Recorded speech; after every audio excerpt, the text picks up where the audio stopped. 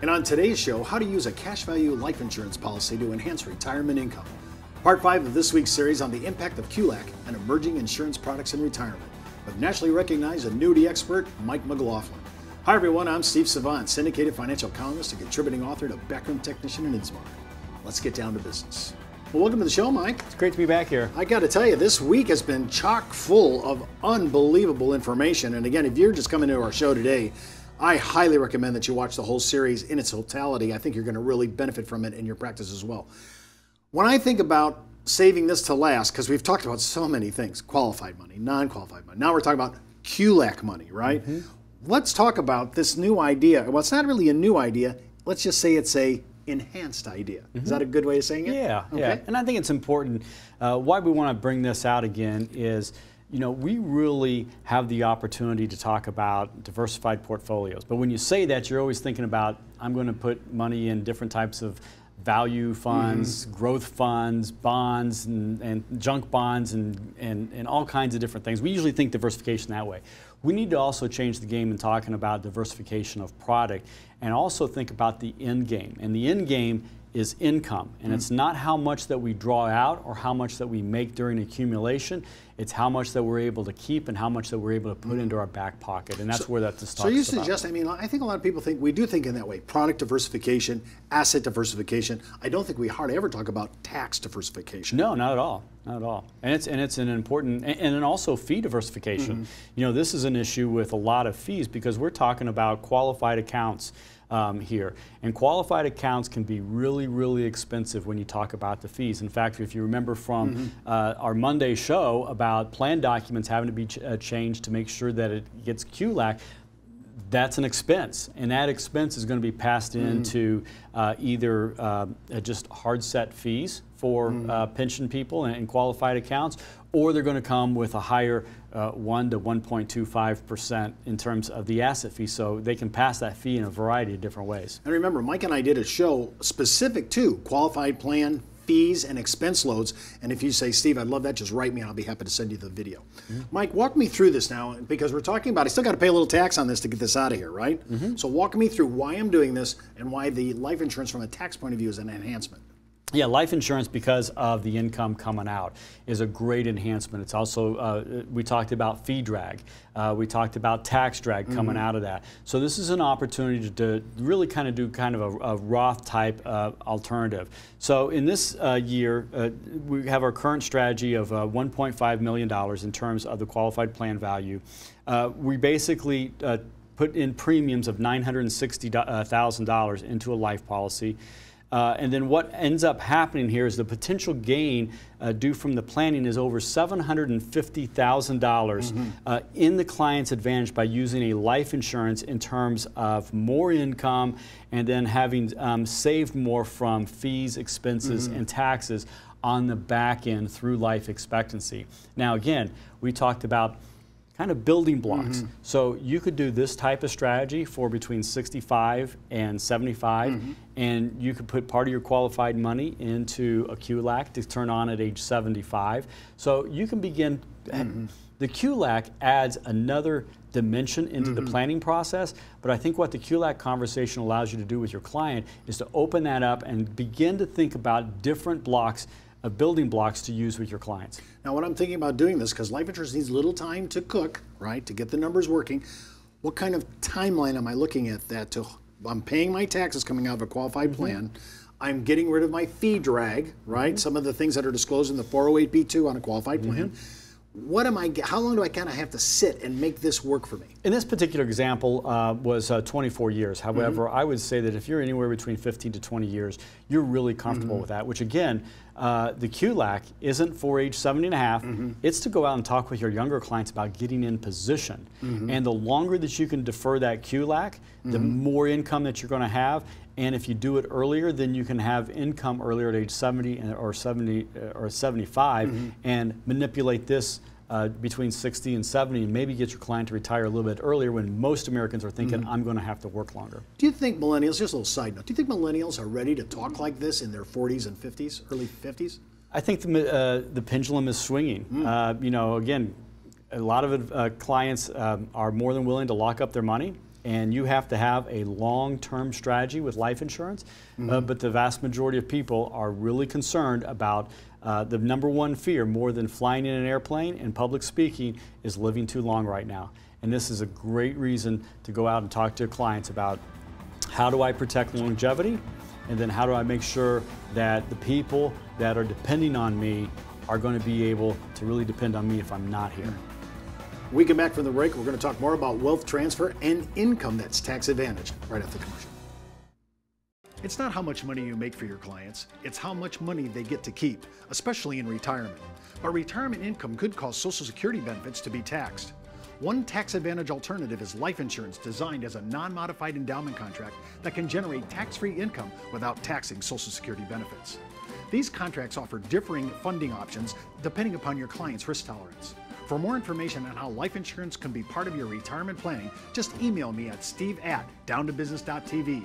Brought to you by Ash Brokerage, the practice enhancement company.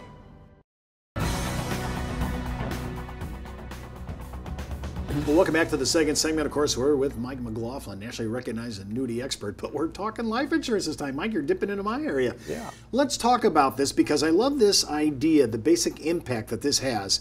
And this is really a good piece, not only for rookies and newbies in our business, but for seasoned pros and vets. Walk me through this. Well, let's think about, again, what we've talked about from the target market on QLAC.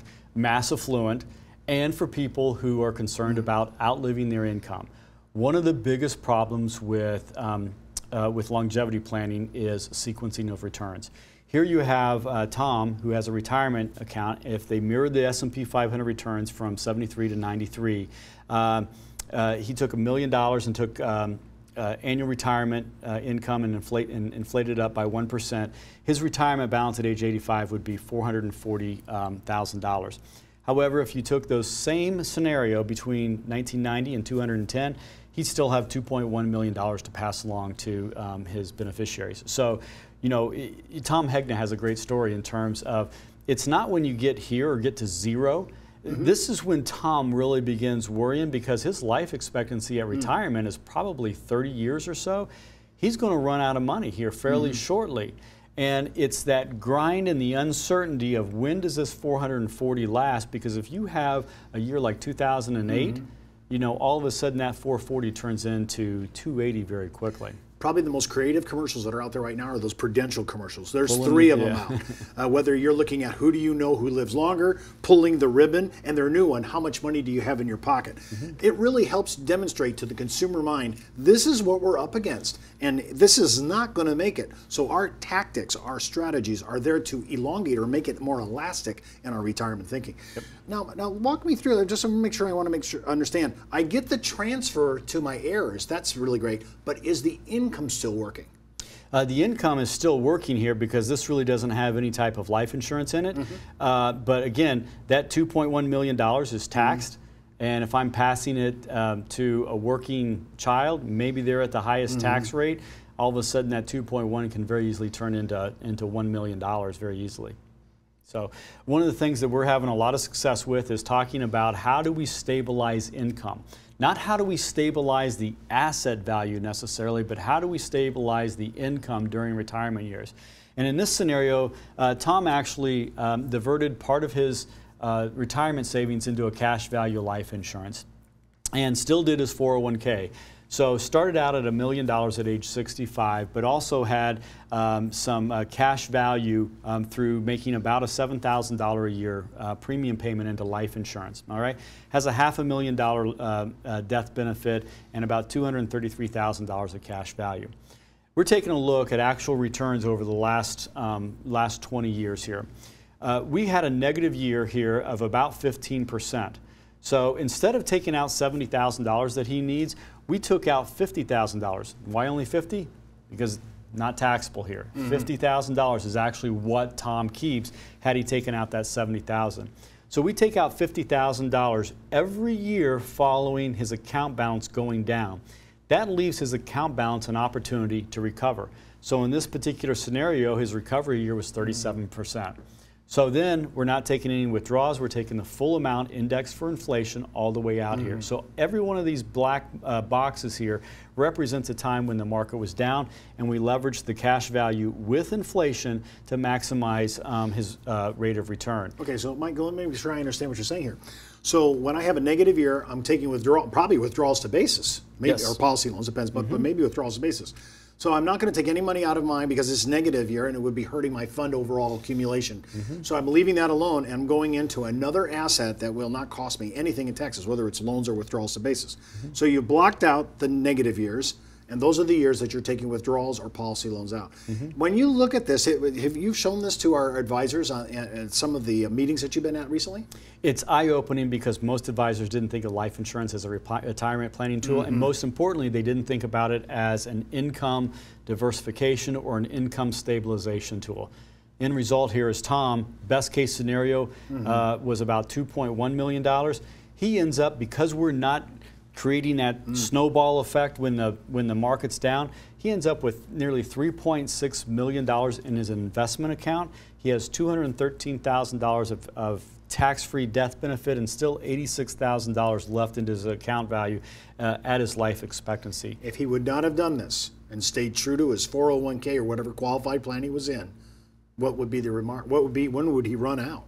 Well, he would have only had about $440,000, so he would have been running out of money very shortly because he's taken out 85, and if he has another 2008 of minus 27 and followed by minus 14, then that thing looks really bad. And again, as Tom Hegna says, it's not the year that you run out of money, it's the years that you're coming up to it that creates the stress and the heartache and the family problems when you know that you're going to run out of money or have the potential to run out of money. And that's how diverting life insurance early on, or money to life insurance, and stabilizing your income can really be beneficial. Well, that's all the time we have for today. Remember, before moving forward with any of the ideas on our show, always consult your tax advisor, legal counsel, or your broker-dealer compliance officer. Missed an episode? Just hop out to our video archives. And remember, you could be wiser as an educated advisor. I'm Steve Savant. We'll see you next week.